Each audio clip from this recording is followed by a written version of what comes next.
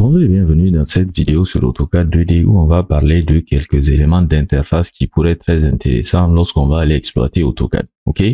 Donc, en général, lorsque vous allez installer AutoCAD pour une première installation ou pour un premier usage, à moins que vous ayez modifié les options ou que vous ayez fait migrer des options, il y a des éléments qui pourraient vous embêter. On va commencer par le premier qui est l'outil lasso. Ok? Donc, ce que je vais faire, je vais aller au niveau des options, donc clic droit option. Donc, ce que je vais faire, c'est que je vais aller activer l'outil lasso pour qu'on voit de quoi il s'agit. Je vais me placer ici au niveau de l'onglet sélection et je vais demander à AutoCAD d'autoriser plutôt la sélection et le déplacement de l'outil lasso. Je vais valider, je vais faire OK. Donc, cet outil lasso, lorsqu'il est activé, ce que je vais faire, je vais représenter rapidement une ligne. Il pourrait être embêtant lorsqu'on va vouloir sélectionner un élément. Vous voyez que là, je fais un clic gauche. Je veux faire une fenêtre de sélection, soit une fenêtre de sélection bleue ou une fenêtre de sélection verte, ça dépend de ce que je vais vouloir faire. Mais vous voyez ici que AutoCAD en fait est en train de me contraindre d'une certaine façon à faire, si vous voulez, des formes libres. Ok? Bon, il me contraint pas à faire des formes libres, mais plutôt il me laisse la possibilité de faire des formes libres. Alors que moi, je voudrais des contraintes rectangulaires, un peu comme si je faisais un rectangle, donc des rectangles de sélection, que ce soit le rectangle bleu ou le rectangle vert. Donc cet outil lasso que vous voyez, au cas où vous avez ce problème-là, vous allez au niveau des options, vous faites sélection et vous allez désactiver l'outil lasso. Je précise que au niveau du menu d'application en haut à gauche, on peut faire ici options aussi, attention. Et on a affaire à la même interface, ok? On a affaire à la même boîte de dialogue. Donc je vais aller ici à sélection. Et je vais demander de désactiver l'outil lasso. Je peux faire OK. Cette fois-ci, regardez bien, lorsque je vais faire des rectangles de sélection, j'aurai des éléments qui seront vraiment droits, qui seront, si vous voulez, rectangulaires. OK?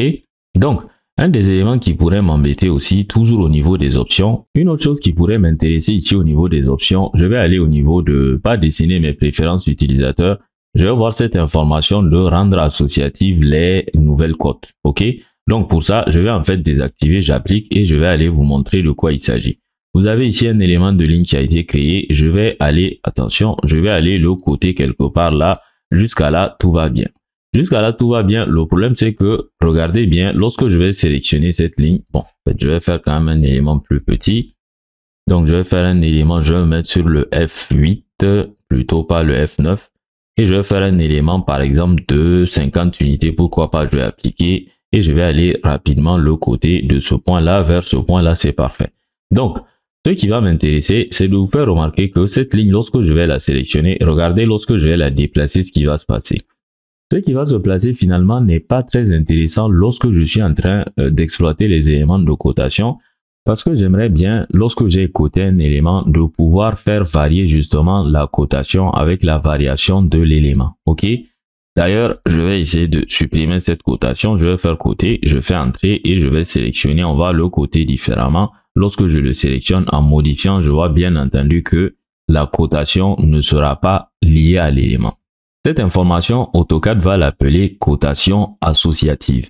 Une cotation associative, c'est une cotation qui est associée à un élément. D'ailleurs, c'est quelque chose qu'on a vu au niveau des hachures par exemple. Donc là, je vais hachurer cet élément. Vous voyez que la notion d'associatif, elle est activée. Lorsque je vais hachurer l'élément, regardez ce qui va se passer. Lorsque je vais faire varier ces dimensions, vous voyez tout simplement que la cotation va pas la cotation, mais plutôt les hachures vont me suivre. Ces hachures, je les sélectionne. Je dis à AutoCAD que je ne veux plus qu'elles soient associatives. On sait bien ce qui va se passer. Lorsque je vais aller modifier ma polyligne, vous voyez que les hachures ne vont pas me suivre. Il faudrait éventuellement que j'aille les réarranger moi-même. Je vais d'ailleurs désactiver l'ortho pour être un peu plus libre au niveau de mes sélections. OK?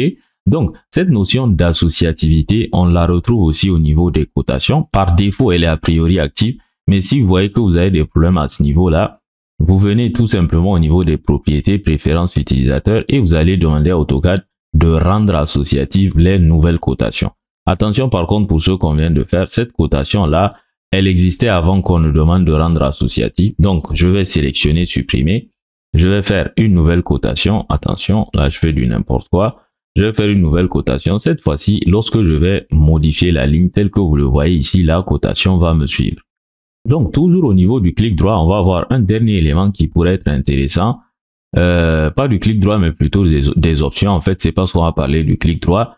Ici, vous voyez que j'ai la possibilité d'éditer en double-cliquant. Donc, cette information-là, finalement, elle est très intéressante parce que regardez, lorsque je vais aller la désactiver, notamment, par exemple, pour les éléments de texte, ok, je vais faire un texte ici sur plusieurs lignes.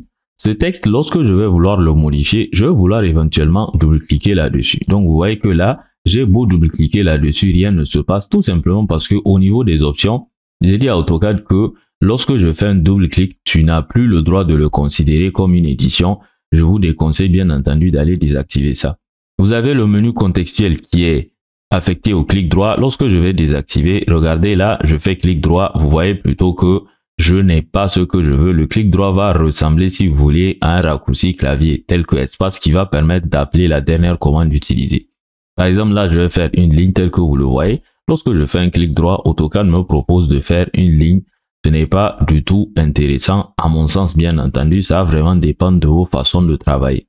Donc, là, je vais devoir retourner aux propriétés. Le problème, c'est que je ne peux plus faire clic droit pour retourner aux propriétés. Mais tel que je le disais, on peut aller au menu d'application et pas les propriétés, mais bien entendu les options. Et on va demander les options et je vais dire à AutoCAD d'aller me réinitialiser tout ça. Ce que je peux faire, c'est aussi d'aller modifier la signification du bouton droit. Donc ça, on en a vraiment parlé dans une de nos formations sur AutoCAD. Formation que vous pourrez suivre dans tous les cas sur notre chaîne Build Ingénierie pour la plupart. Et pour certains d'entre eux, ils seront exclusifs si vous voulez à notre site internet buildingénierie.com. Donc je vais dans tous les cas vous mettre les liens vers notre site en description. Ces liens vont vous diriger vers des formations super intéressantes. Si vous voulez apprendre AutoCAD de façon plus sérieuse, vous allez trouver énormément de formations assez détaillées qui pourraient éventuellement vous intéresser. Merci donc d'avoir suivi cette formation en espérant donc que la vidéo vous aura été utile et que vous auriez appris quelque chose. On se donne rendez-vous pour la suite de nos vidéos sur notre chaîne YouTube Build Ingénierie.